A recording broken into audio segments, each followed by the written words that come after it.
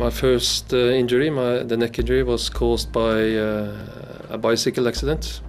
I was cycling into a road junction when a car from the left hit me, and I then flew over the hard top of the car.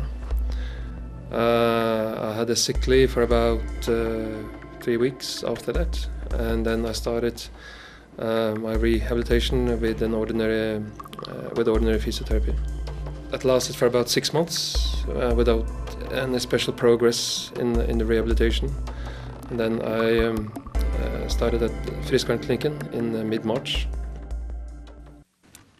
Here, therapy master Senseneck tests the sensory motor functions in the neck, explains physiotherapist Åshild Grøndalen. The patient gets a headset with a laser pointer and is blindfolded. He is then asked to rotate his head back and forth 10 times from a forward-looking position to the right, and then blindly try to find a center. And I reached in around midsummer time a level where I sort of I didn't progress any further, and I found that a bit demotivating. So I was introduced in August to some new exercises with Therapy Master, which actually at that time caused a great pain when I did it. And that was sort of a discovery that actually had more, as a greater potential of the training. And I found that very motivating to actually see that there was still more work to do, and I could still get better in the rehabilitation. When I'm working on this exercise, I find the biggest advantage of it is that it gives me a complete rest in the neck, and it also provides the necessary support to do the different exercises without stressing the neck injury at all.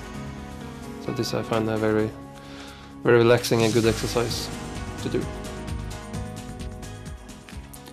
Here, preparations are being made for an exercise where the patient will try to follow the pattern on the wall poster using the laser pointer. This exercise is demanding, and it is easy to measure progress.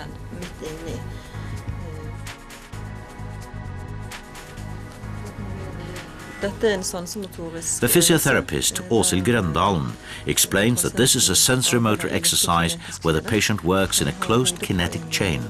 His body hangs freely, only his head rests on a pillow. This particular exercise is perhaps the most demanding exercise for the rehabilitation of the neck. And I've been training regularly with it and become very familiar, and I can see I've experienced a great progress in terms of being able to do several repetitions without having the same degree of headache and dizziness.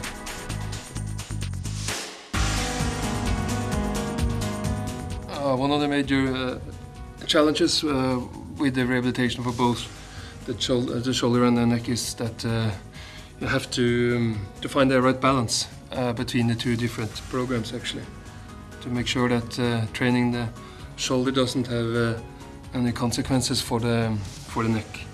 So with that, I had great support from Therapy Master doing this.